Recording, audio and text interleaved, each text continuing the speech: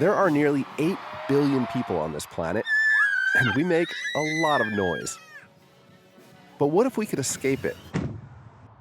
What if we could find the quietest place in all of Oregon? That's where photographer Brandon Swanson and I are headed. Out of Portland, over the Cascades, and into the high desert, in search of a place that right now exists only as a data point. So we're looking for the quietest place in Oregon.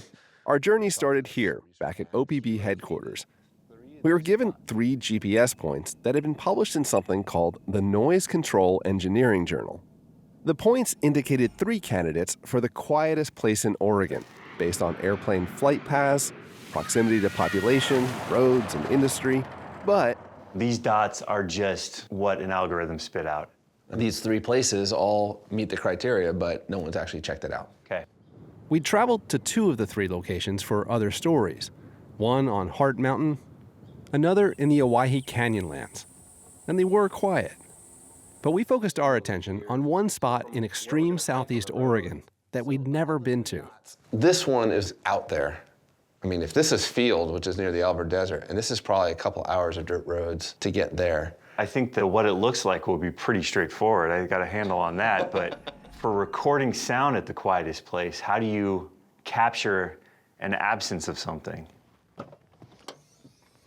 To answer that question, we invited an expert. Here we go.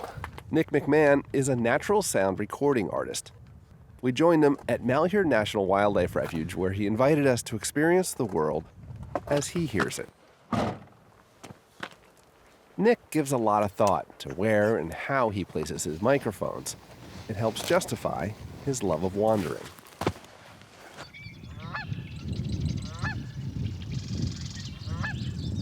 Initially, I came here 2 years ago, and it was fascinating sounds, the birds like I'd never heard before. And I think we're starting to hear them picking up again, which is exciting for me. You can kind of hear it settling even between the wind. And you can start hearing the communication between the animals, and just the silence really starts to feel like a part of you too. You kind of feel that settling. It's just really beautiful. And this is the chorus of wildlife that Nick recorded after leaving his microphones out all night.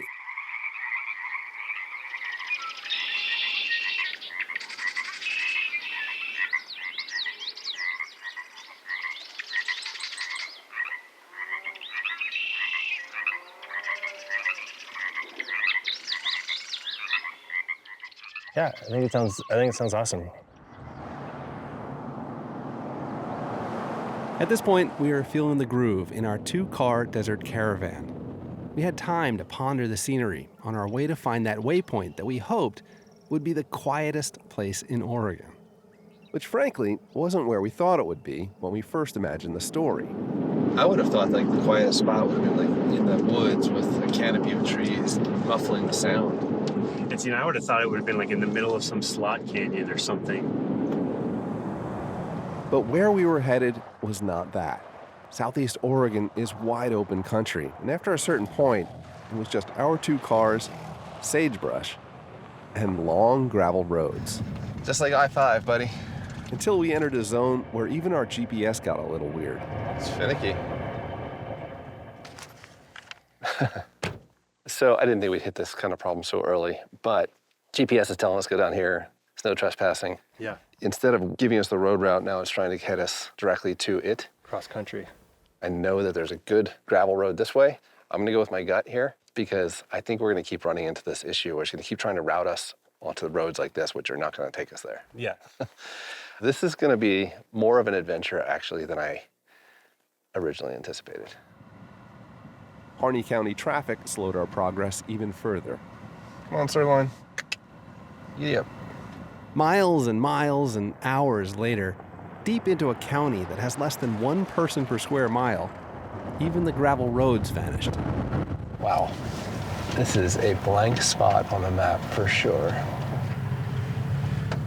But that GPS location, our guide to the quietest place in Oregon, was pointing us to somewhere beyond even this faint 2-track.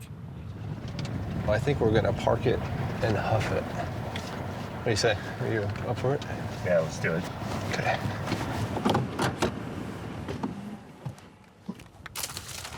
My read of this thing, I think we're gonna be going out a couple football fields that way. After all day in the car, I'm actually getting kind of excited. Yeah, it feels good to walk. But how would we know if this was the quietest place in Oregon? How would we measure it? Well, we made a few stops with a decibel meter before we got here to get a reference. First was a street in Bend. We're getting about 74, 80 when it's loud. Not too bad out here. Then to a surprisingly noisy downtown Burns. 93. There we go. That was a good one. It's interesting because human conversation is kind of known to be around 60 decibels. Here, that car that just went by was at like 73, which means we have to talk a little louder to be able to hear each other, right? Decibels are a measure of sound volume. It's a crude measurement that's affected by how close you are to a noise. But the numbers you see on the decibel reader are logarithmic. Each decibel increase equals a 10-fold increase in the intensity of the sound. 0 decibels is the quietest audible sound. So 10 decibels is 10 times louder than 0. And 20 decibels is 100 times louder than 0. But decibels don't say anything about the quality of sound. And efforts to protect both natural landscapes where the sounds of wildlife dominate and naturally quiet places are part of a new national movement. It's a movement that piggybacks on long-standing efforts to protect aspects of the natural world that we're losing. Think about early conservation efforts, and you think wildlife refuges, national parks, wilderness areas, wild and scenic rivers, and even dark sky sanctuaries. Nick belongs to a group called Quiet Parks International that's taking the next step. Quiet Parks International, I think it's almost like meeting like a human need as we're losing quiet spaces. It meets the need of people to have that awareness of listening and of being in quiet when they have an opportunity to. And it's surprisingly few and far between. But what is it about this spot on our GPS that is so special it's worth a 9-hour drive for us to be here?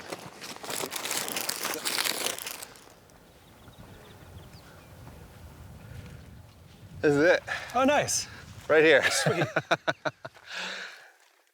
Hey,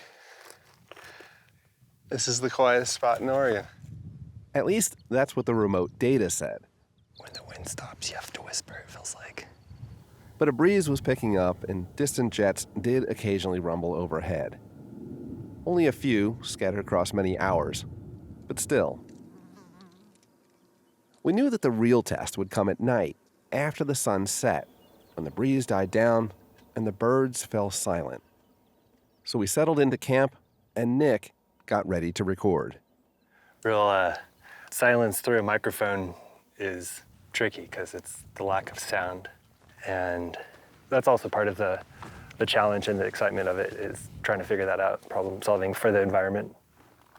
This whole place is very subtle. The lack of lights on the horizon, that's really hard to find anywhere.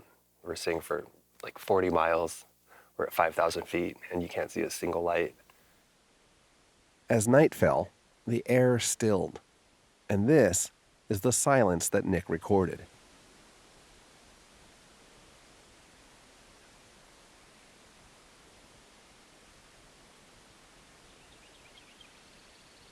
But it didn't last long.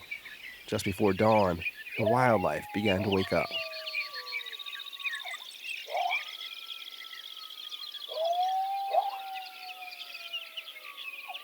Soon after, the silence was shattered by a cacophony of birds.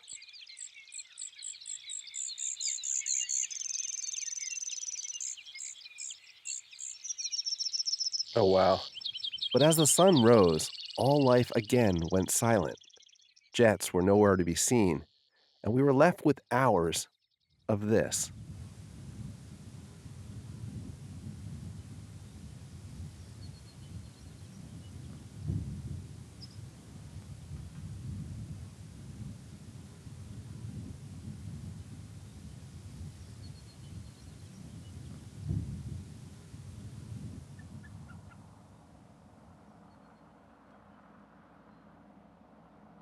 It's almost like the sensory deprivation type of quiet. The birds are keeping us from losing our minds because you don't really find places like this anywhere. I think this is probably the quietest place I've been. It's interesting, right? We're almost talking in whispered tones. I feel like I'm talking too loud, actually. When we set out to do this story, I knew it wasn't total silence I was hoping for, so much as peace. Natural peace, uninterrupted by jets or cars or leaf blowers. A peace exactly like this, however you measure it.